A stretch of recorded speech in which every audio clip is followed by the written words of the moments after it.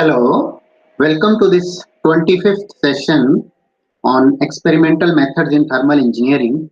In this lecture, we'll start our discussion on the measurement of new thermodynamic property, which is very important for the fluid thermal systems, that is particularly known as temperature. Okay, so temperature is a very important thermodynamic property.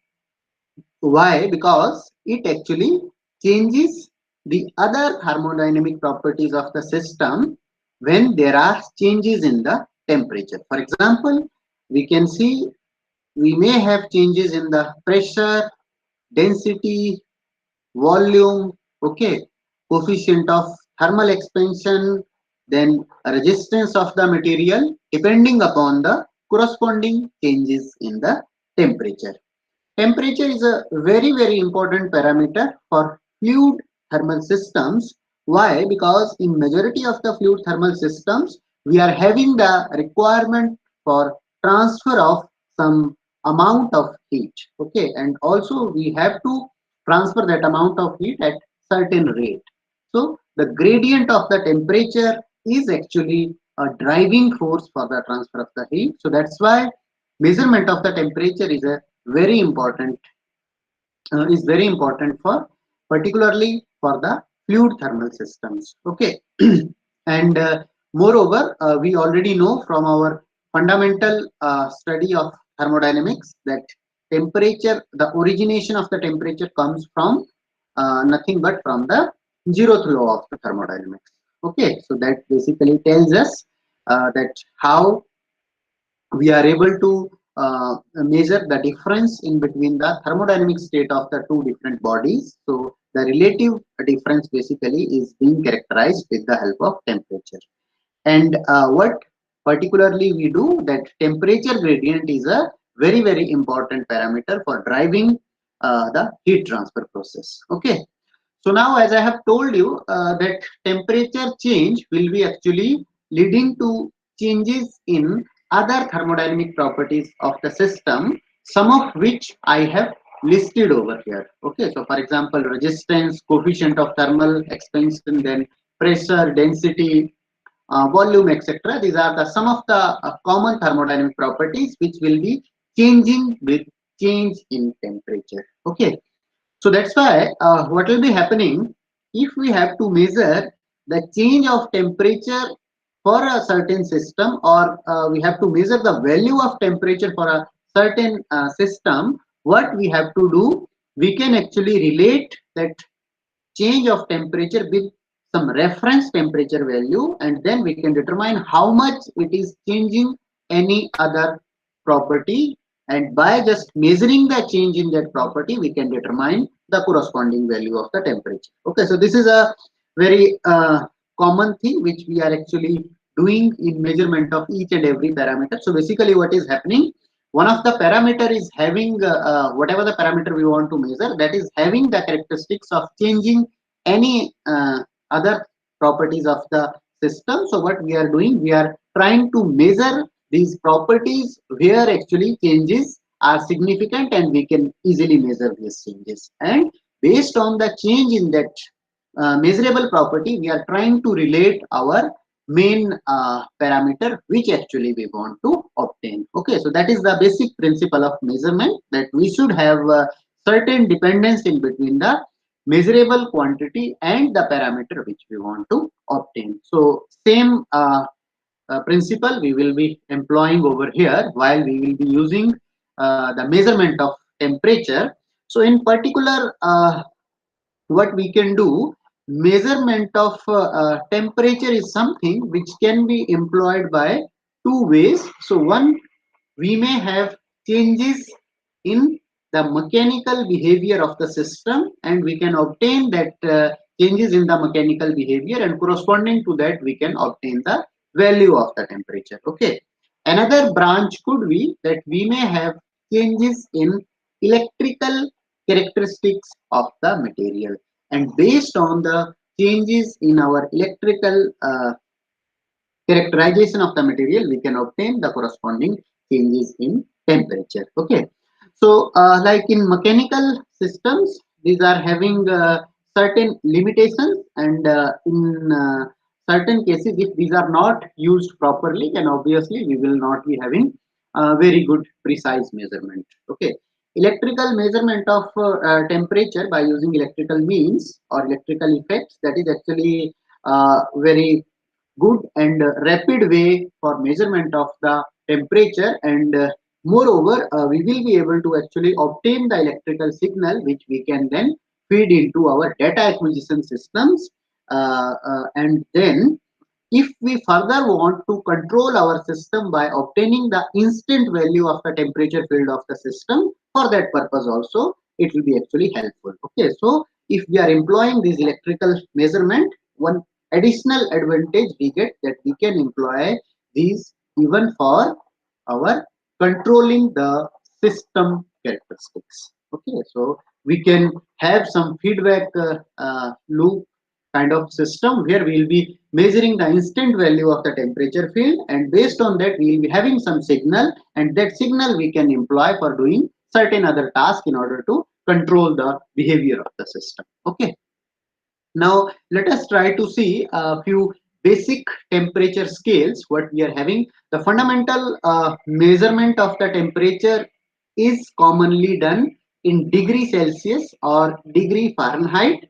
Okay, so both these degree Celsius and Fahrenheit scales are having actually correlations between the two. So over here you can see nothing but the correlation is given that degree Fahrenheit is 32 plus 9 by 5 into degree Celsius. Okay, so that is the conversion relationship in between the degree Fahrenheit and degree Celsius.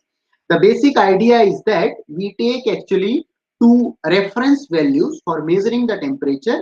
So the reference values are nothing but freezing point and boiling point of water. Okay, freezing and boiling point of water, that is actually our two reference uh, physical conditions, and particularly these are obtained at nothing but 1 atmospheric pressure. Okay, so at 1 atmospheric pressure we are having freezing point close to 0 degrees Celsius, and a boiling point is actually close to 100 degrees Celsius. So in case of degree Celsius scale, what we are having nothing but 100 divisions in between 0 and 100 degrees Celsius to specify the other physical states of that system.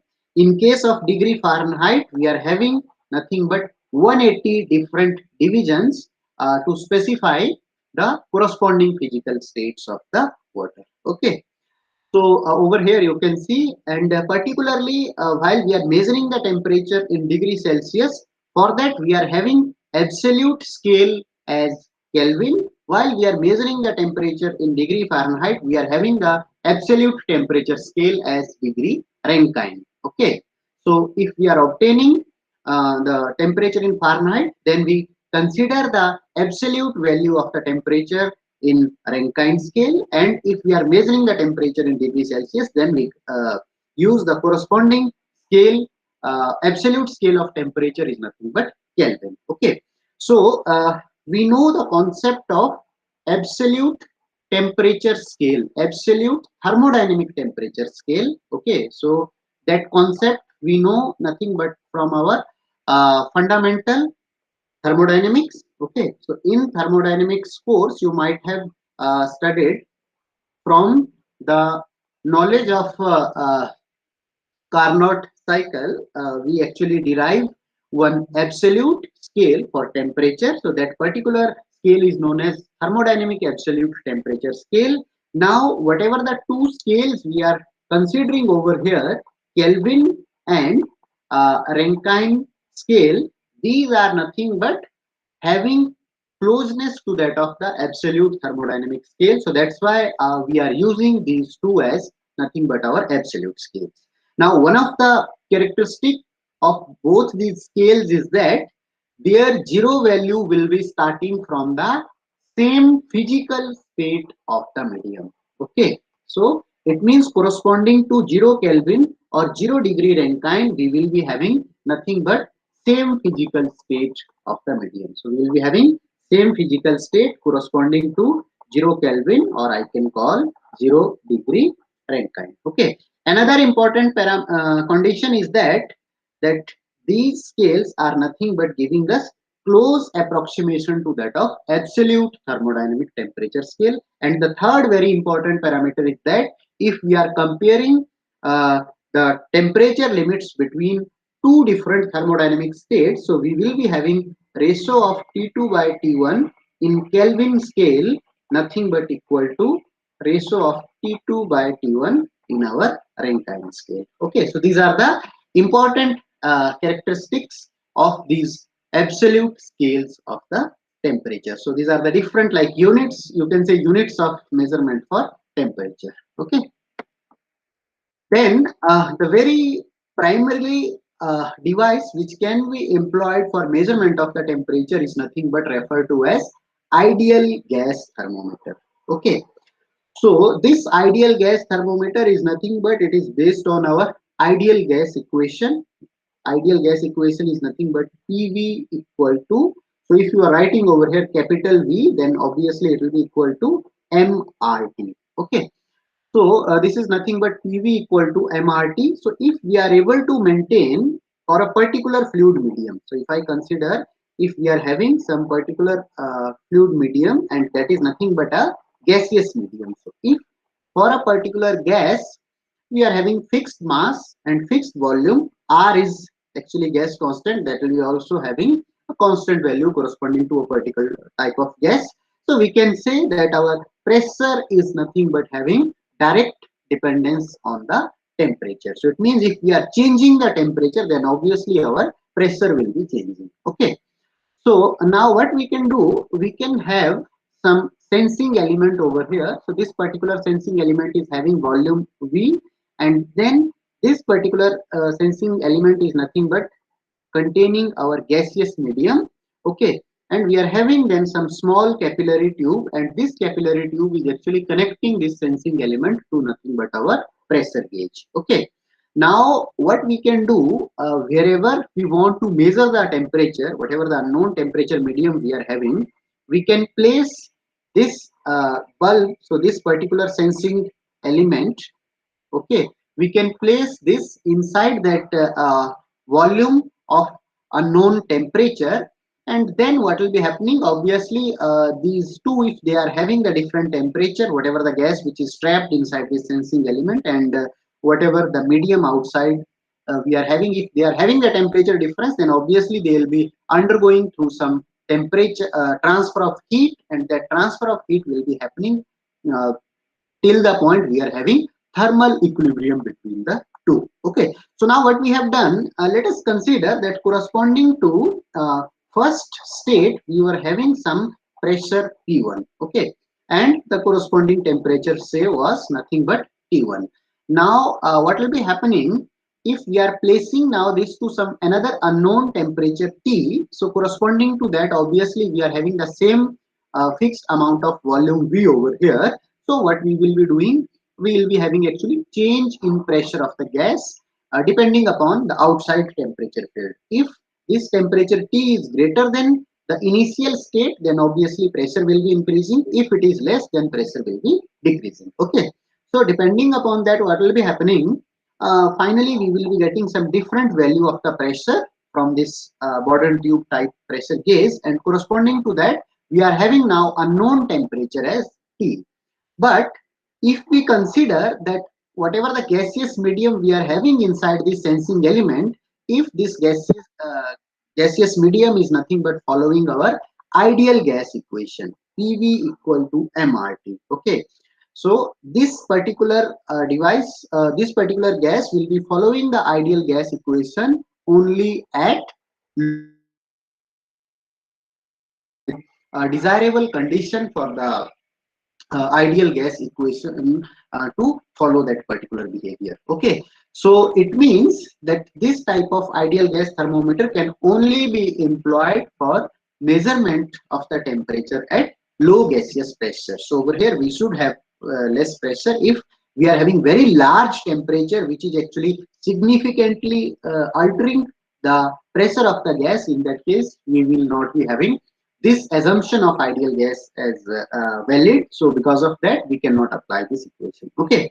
So now we have considered that initially P1, T1 were the known states, and then we have obtained P2, but we are not knowing about temperature. So what we can do, we can simply write that P2 by P1 is nothing but equal to P by T1. So as T1 and P2 and T1 are known, so we can directly relate our obtain the temperature field. Okay, so generally what we do, we consider some reference state while we actually calibrate our device or while we develop our device. So what we can do, we can actually consider freezing point or boiling point of the water as our reference state. So if I write temperature corresponding to reference state as nothing but T reference and pressure as P reference, so I can simply write that my temperature, unknown temperature, will be nothing but equal to P divided by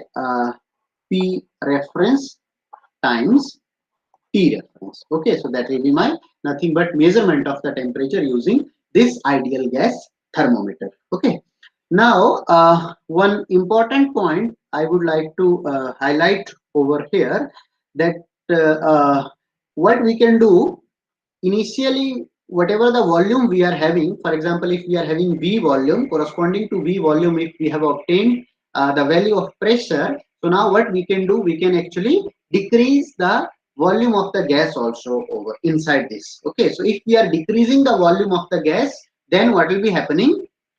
Our value of the reference pressure inside this particular bulb will be decreasing. So over here you can see this is say corresponding to the V volume. Then we are having some new volume V1, which is actually less than V. So if we have taken some gas out, in that case what will be happening? We will be having nothing but change in reference pressure. Okay.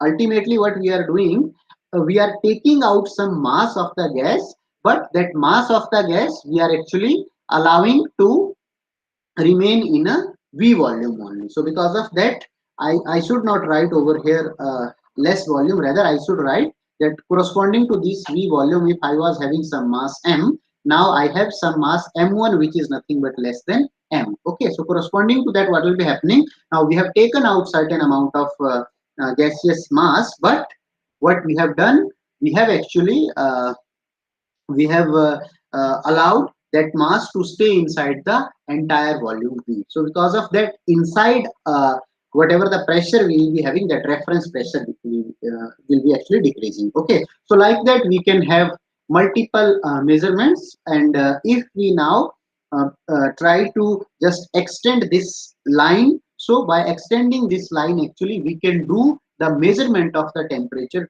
to very low temperature values also. Okay, so one important point you have to remember, that while we are using this ideal gas equation, obviously we have to employ our value of temperature in absolute scale. So for example, we have to measure this temperature in Kelvin. Okay, so my point over here is that if we are having very low unknown temperature, then by just changing the volume, what we can by changing the mass, what we can do, we can actually obtain the measurement at different mass fraction of the gas, and then whatever the line we will be getting, if we extend that line, then corresponding to zero reference pressure, actually we can obtain the value of very low temperatures also. Okay, one another consideration is also there, which is particularly related to the development and calibration of the device. So while we are having this ideal gas thermometer, because corresponding to each temperature, we will be having the changes in the pressure. So many of the times, while such devices are calibrated,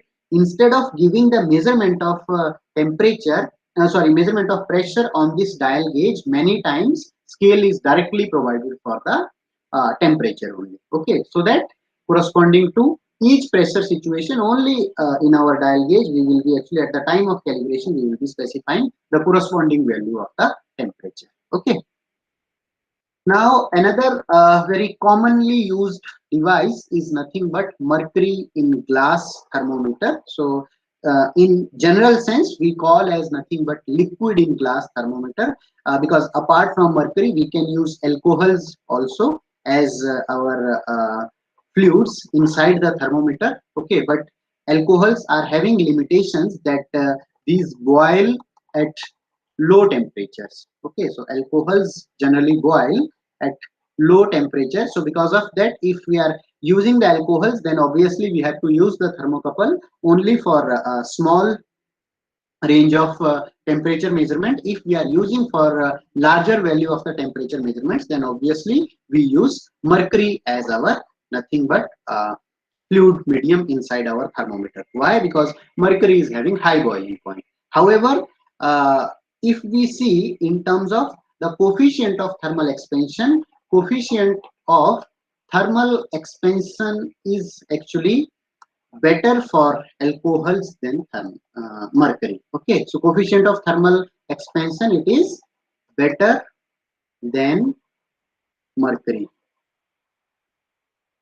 Okay, so it means alcohols are having good value of coefficient of higher magnitude of coefficient of thermal expansion in comparison to that of mercury. So if you see the general construction of this one is nothing but we are having one glass capillary tube, and inside this glass capillary tube we are having at the bottom section one temperature sensing bulb. Okay, and inside this temperature sensing bulb we are having nothing but our liquid, and that liquid mainly either we will be having alcohols or we will be having mercury. Then we are having outside some stem which is actually holding this all arrangement, and then we are having some scale marked over here. Okay, and one more bulb, a larger volume is provided at the top of this capillary tube. That particular bulb is known as actually safety bulb. Okay, so the main principle of this type of thermometer is nothing but based on the principle of thermal expansion of the liquid. Okay, so what will be happening initially, corresponding to the ambient conditions, this liquid entirely will be confined inside this temperature sensing bulb, and once this bulb is actually exposed to the temperatures, then because of the temperature, what will be happening, there will be thermal expansion in the liquid, which will be having a direct proportion to that of the corresponding value of the temperature. Okay, so depending upon that, because of thermal expansion of the liquid, there will be rise of liquid inside this capillary tube. Okay, so generally what is done while these devices are calibrated, so what is basically done, we are having some temperature, known temperature, and with reference to that known temperature we will be actually finding that how much liquid is rising, and corresponding to that we can mark the corresponding temperature value and we can obtain the scale of temperature. Okay, so what we are having over here, we are having nothing but this type of device. If it is used properly, it can give you the value of temperature within the range of accuracy 0.05 degrees Celsius. Okay, now generally if we are using alcohols inside this particular thermometer, then normally we go till temperature of 300 degrees Celsius for of measurement using this type of thermometers, and by using the mercury we can go for slightly higher temperatures which are nothing but close to 500 degrees Celsius. Okay, now beyond that, if we want to further increase the temperature measuring capacity of this type of thermocouples, then thermometers, then what we do, we actually, you are able to see over here in this particular portion nothing but we are not having any medium. Okay, so then generally what we do, we add some inert nitrogen, because nitrogen is nothing but an inert gas, so we add some nitrogen over here. So what nitrogen will be doing in this top portion, that nitrogen will be creating some pressure on the this mercury. Okay, so because of that our pressure will be increasing, and that will be increasing the boiling point of the mercury. Okay, so in such conditions actually if we are having the nitrogen over here, pressurized nitrogen over here, so we can go for high temperature measurement. Okay, another important point we are having, that we consider over here one safety bulb. So the idea of using the safety bulb is that, for example, if this device is having maximum limiting capacity of say 150 degrees Celsius, okay, but someone has employed it for measurement of 170 degrees Celsius unknowingly if someone is using. In that case, obviously, what will be happening? Whatever the liquid medium we are having, that will be actually expanding beyond the highest limit. Okay, so the further expansion of that one beyond the highest limit, if we are not having any safety bulb over here, that can lead to damage or breakage of this glass tube. Okay, so generally for that purpose, if someone unknowingly using it out of the limit or beyond the limit, then the safety valve will be actually uh, helping in order to avoid the damage. Okay, and apart from that, this size of the sensing bulb is also very important. Okay, if we are having larger size of this bulb, then obviously the thermal inertia will be increasing over here and response time will be actually increasing. However, if we are having smaller bulbs, then obviously the response will be faster because of the less thermal inertia. Apart from that, though mainly what we want to do, we want to actually measure expose this bulb only to our medium for which we want to measure the temperature. So normally whatever the expansion of the liquid will be happening, that will be only because of the temperature which is exposed to the bulb.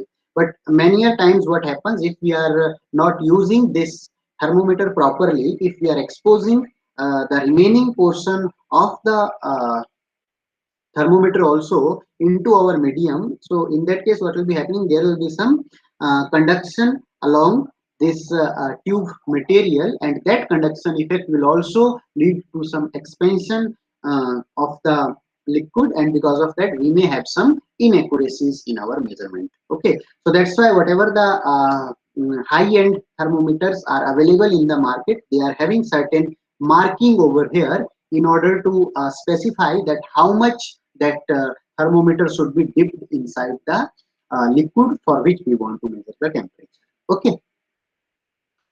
Then we are having another mechanical method for measurement of the temperature, that is nothing but based on the uh, deflection of some bimetallic strip.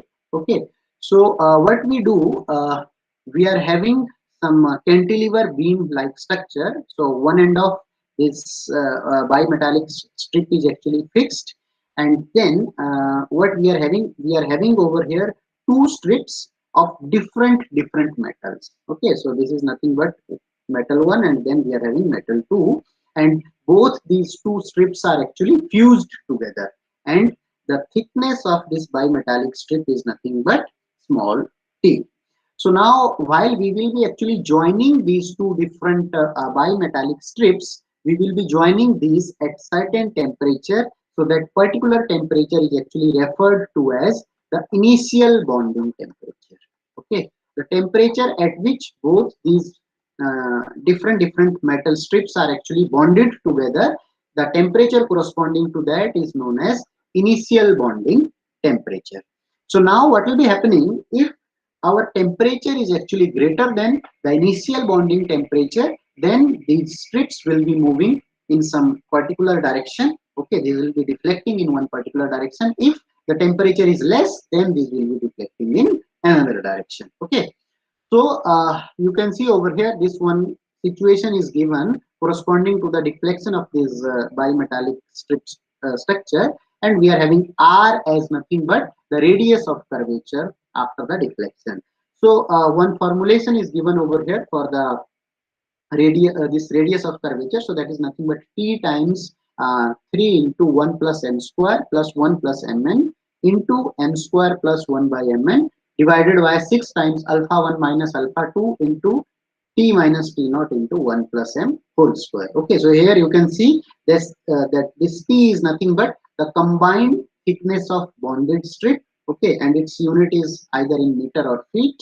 Then m refers to as the ratio of thickness of low to high expansion material. Now we'll be having different metals, so one will be having alpha 1 and another will be having alpha 2. Okay, different coefficient of thermal expansion. So what we will be doing, we will be actually taking the ratio of thickness, and particularly that thickness ratio we will be considering in a such a fashion so that in the numerator we are getting low thermal expansion coefficient material, and in the denominator we are having the material of high thermal expansion coefficient. Then n, we are having another parameter which is actually nothing but ratio of modulus of elasticity of low to high expansion materials. Then alpha 1 and alpha 2 are the alpha 1 refers to particularly the lower coefficient of expansion, and alpha 2 is higher coefficient of expansion. Okay, T is the temperature at which actually this change of the curvature has taken place. Okay, so this type of temperature measurement device is actually commonly used as temperature controller. Okay, or I should call it as nothing but thermostat. Okay, so normally if you see in our geysers, whatever we use the hot water geysers, in our geysers, this type of bimetallic strip type temperature measurement devices are installed. So you may see sometimes that if you might have seen that geyser is showing actually cut out. Okay, so that cutoff basically happens that if the temperature of the water inside the geyser is actually going beyond some specified limit, so what will be happening, this bimetallic strip will be actually bending, and while this bimetallic strip is actually bending, at that time it is having sufficient amount of force which is actually enough in order to trip or press the electrical switch, which will be actually switching off our entire heating unit. Okay, so that is one important thing. So this is nothing but kind of a on-off device, and the main use of these devices is used where we want to limit our system to some specified value of the temperature. Now, one of the very good advantage of this type of system is that it is very low cost system. Okay, and this type of system are not having any issue with the use period. Okay, so we can employ this for the long period of use. Okay, then there are some different materials which can be employed for development of this type of bimetallic strip based temperature controller. So these are the different materials. Corresponding coefficients of thermal expansion and modulus of elasticity is also given over here. Okay, then we have one more device based on the fluid expansion. So that particular device is known as actually fluid expansion thermometer. So in this type of fluid expansion thermometer, what we do, we are having some liquid medium, and then we are having the vapor of that corresponding liquid medium only. Okay, and then we are having once again a capillary tube which is actually connected to our Bourdon pressure gauge. Okay, so the idea over here is nothing but, you can see we are having this liquid vapor mixture. So it means this liquid vapor mixture will be parallelly existing only if we are having nothing but saturated state. Okay, so corresponding to each saturation pressure, we will be having nothing but different values of specific value of the temperature. Okay, for example, if I have some pressure P1, I will be having temperature as T1. If some another pressure P2, corresponding to that another temperature as T2. Okay, so what generally will be happening, will be this is our sensing element, and this sensing element will be exposed to our ambient or to our medium for which we want to measure the temperature. Now depending upon the temperature, there will be heat transfer, and that heat transfer will cause the expansion of this liquid medium. Okay, now if while we will be having expansion, we will be having nothing but the corresponding change in pressure, and because of the change of pressure, we can actually relate that directly to our unknown value of the temperature. Okay, now this type of device may also give certain errors. Why? Because if our capillary tube is actually, length of the capillary tube is very large, and it is actually exposed to some another temperature, so in that case what will be happening, we will be having the changes within the capillary tube also, which will be also reflected in terms of change in pressure. So we will be having some inaccuracy in the measurement of the pressure. Okay, to avoid these things, what generally we do, we consider that we are nothing but having the equilibrium in between the liquid and vapor phase.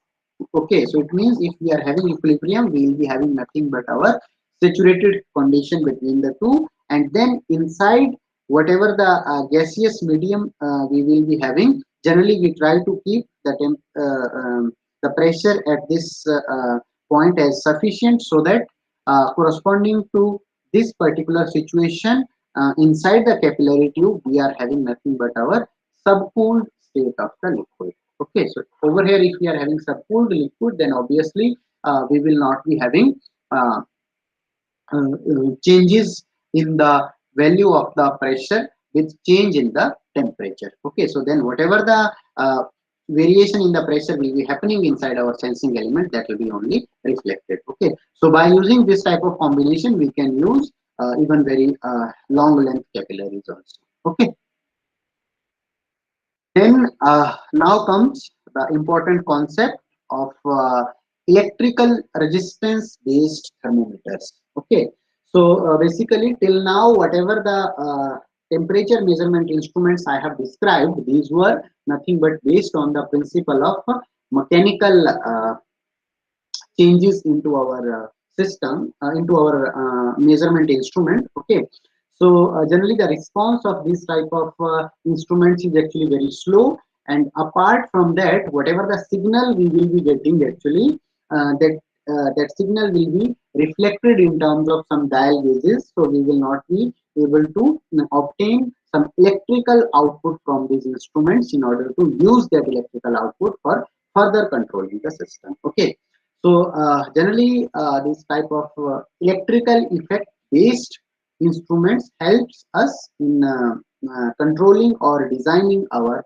fluid thermal systems. Okay, so that's why the measurement of temperature using the electrical instruments is very very important. So the very first device that we will study over here, that is nothing but known as electrical resistance thermometer, or it is also called as resistance temperature detector, RTD. So many of the times you will be knowing, you might have heard of this term RTD, because many of the times we say that okay, an RTD has been fitted in our system for measurement of the temperature. So now let us try to see that what is the fundamental principle based on which actually RTD works. Okay, so RTD nothing but works on the principle, or I should say the relationship in between the resistance and the temperature of the sensing element. So over here we are having some metallic sensing element, for which the change in temperature of the sensing element basically changes the resistance of that element. Okay, so we may have now different relationship in between the resistance and the temperature. So for example, one of the relationships which I have shown over here, that alpha equal to R2 minus R1 divided by R1 times T2 minus T1. So this is nothing but it shows a linear relationship in between the temperature and the resistance field. Okay, and so R2 and R1 are nothing but the resistance values corresponding to temperature T2 and T1 respectively. Okay, and this particular coefficient alpha is nothing but it's a linear coefficient which is showing that how much change is happening in our resistance while we are actually changing the temperature. Okay, but this type of linear relationship will normally holds only for small temperature ranges.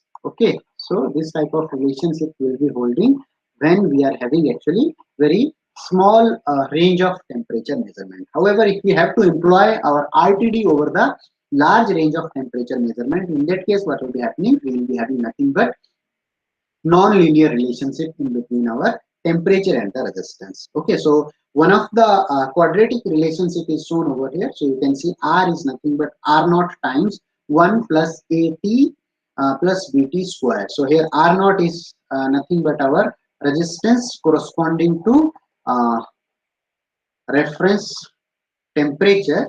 Okay, so this is corresponding to reference temperature, and let me write reference temperature as nothing but T naught, and A and B are the constants and T is our actually temperature field. So we are over here nothing but mentioning that our resistance is changing in a quadratic fashion with change in the temperature field. Okay, so if we do the calibration of this device, we can obtain the corresponding values of coefficients A and B. Now these are the different materials which can be used as RTD sensor elements. Okay, so these are the different materials which are listed over here, and this is nothing but the corresponding value of alpha, and then we are having a corresponding value of resistivity of these materials also. Okay, so these are nothing but the potential candidates for using as sensor elements in our RTD sensors.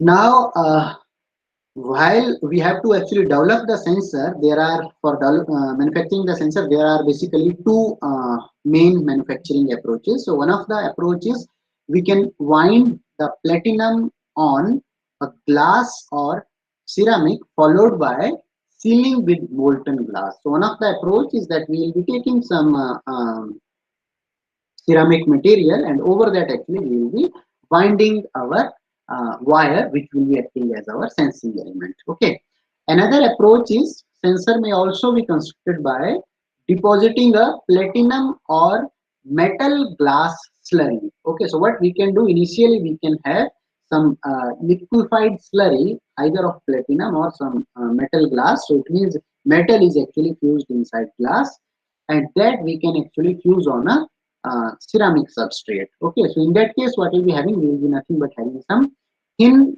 film of our sensing element, which will be staying over some substrate. Okay, now what will be happening while we will be using this type of RTD type sensing elements? Obviously, this sensing element, which is actually will be connected through some wires to our circuit, which will be changing, or which will be measuring the change in resistance value. Okay, so we are having some error which will be encountered because of the leads which we are using in order to connect our sensing element to the bridge circuit, which is employed for measurement of the resistance. Okay, so because of that, we will be having some errors. So obviously, we have to consider the wires in such a fashion so that their resistance is actually not changing with the temperature field. Okay, and moreover, many times what we do, we also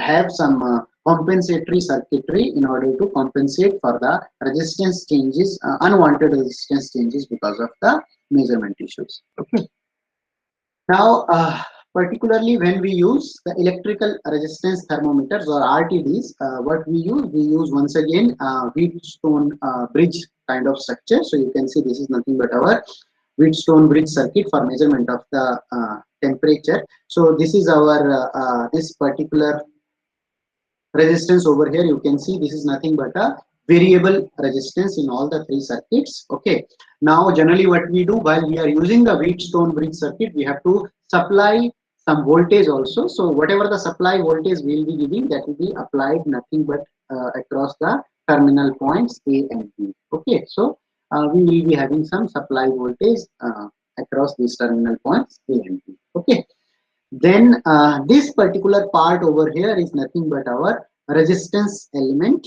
and so this is our resistance element. Okay, so in a normal Wheatstone bridge, generally what we do, we simply directly connect the resistance to our circuit, but over here we are considering different configurations like Siemens three lead arrangement. So where you are having nothing but three wires which are connected to the sensing element. Then we are having one more four lead arrangement. So over here you can see we are having some four lead arrangement. Then one we are having like floating potential arrangement. Okay, so generally while we measure the resistance change, we simply connect the unknown resistance over here in our Wheatstone bridge circuit. But in this particular circuitry, while we are using this resistance element as nothing but our RTD sensor, we are having some specific circuitry for using or for connecting our sensing element to the Wheatstone bridge. The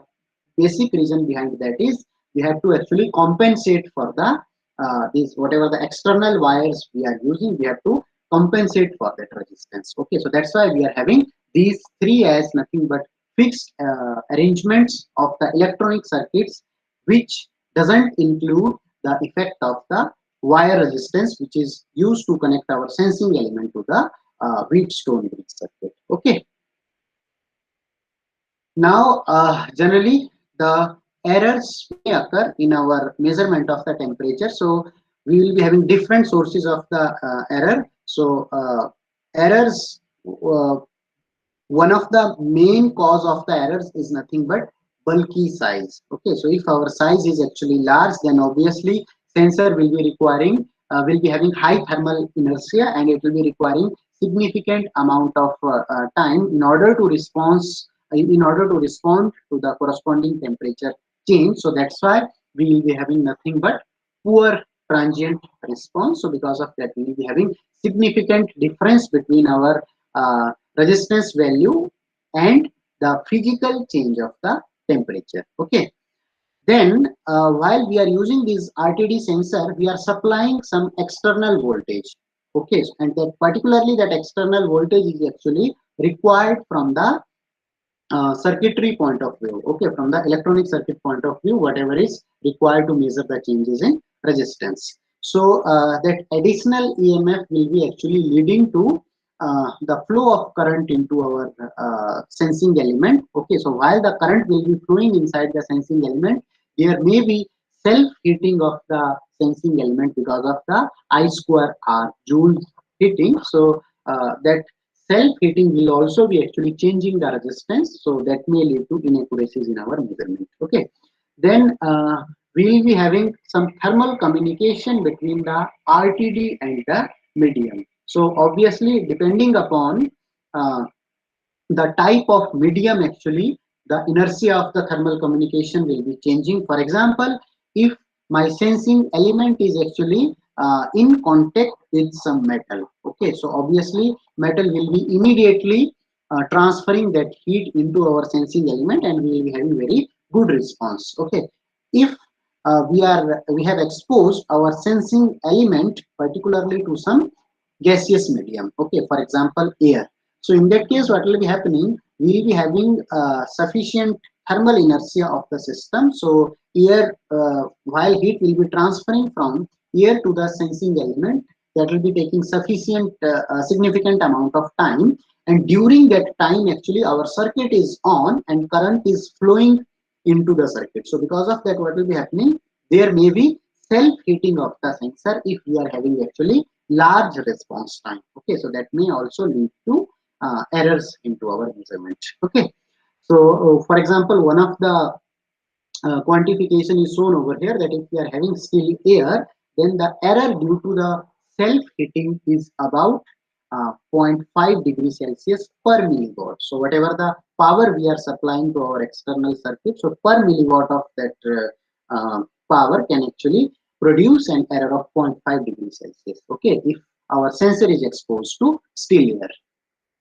Okay, then another type of temperature measurement device is nothing but known as thermistor. So thermistor is nothing but a semiconductor device. Okay, so it is a semiconductor, and this particular semiconductor is having characteristics that its resistance decreases when we are having increase in temperature. Okay, and particularly the decrease of resistance actually happens in an exponential fashion. So you can see over here the resistance is nothing but R naught times exponential of beta times 1 by T minus 1 by T naught. So T naught is our reference temperature corresponding to the resistance value of R naught, and T is actually the unknown temperature which we want to measure, and corresponding to that we are getting the value of resistance as R, and then this beta is actually the coefficient which is showing the decay in the exponential decay, which is actually coefficient which specifies the degree of decay in our value of resistance. Okay, the value of beta varies from 3500 to 4600 kelvins, and generally its specific value depends upon the type of the semiconductor material which we are actually using for measurement of the temperature. Okay, so these type of devices are actually very sensitive devices, and these are consistent in performance, and moreover whatever the temperature we will be measuring, that will be having accuracy within the limits of 0.01 degrees Celsius. Okay. Now what will be happening? Obviously, we may have some changes in the temperature. As I have told you, in case of RTD, we may have self-heating. Okay, so because of the self-heating, what will be happening? Resistance will be actually increasing if we are using the RTD sensor. So as I have told you already, that this type of thermistor is having the specific characteristics of decreasing its resistance upon the increase of temperature. So that's why this may be used as temperature compensation of electric circuits. Okay, so for example, if you are using an RTD sensor, and inside the RTD sensor, if the self-heating of the temperature is leading to some inaccuracies in our measurement of the temperature, so what you can do, you can employ over there some compensation with the help of this thermistor. Okay.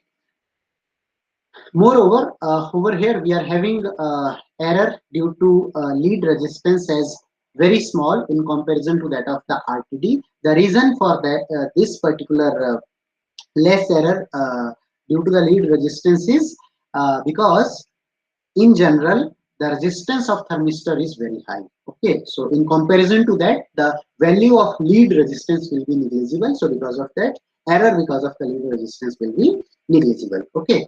Moreover, errors due to the self-heating also are very small in this particular type of system. But the only one limitation of using the thermistor for temperature measurement is that these are mainly used up to the temperature of 300 degrees Celsius, because this is nothing but a semiconductor device. So if we are going beyond 300 degrees Celsius, then actually it will be damaged. Okay.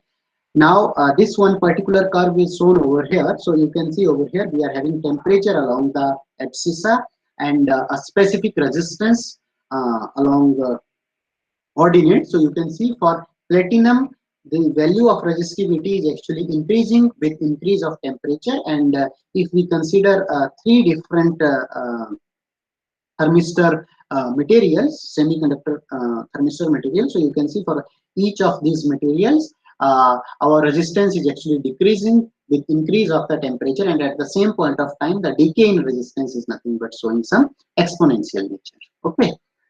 Now this is corresponding what we are having, the static voltage and current characteristics of the thermistor, and this is corresponding to the different temperature values. So over here you can see along the abscissa we are having current in milliamperes. Along the ordinate we are having voltage, okay, in volts, and then we are having one particular line which shows the static voltage and current response of this thermistor.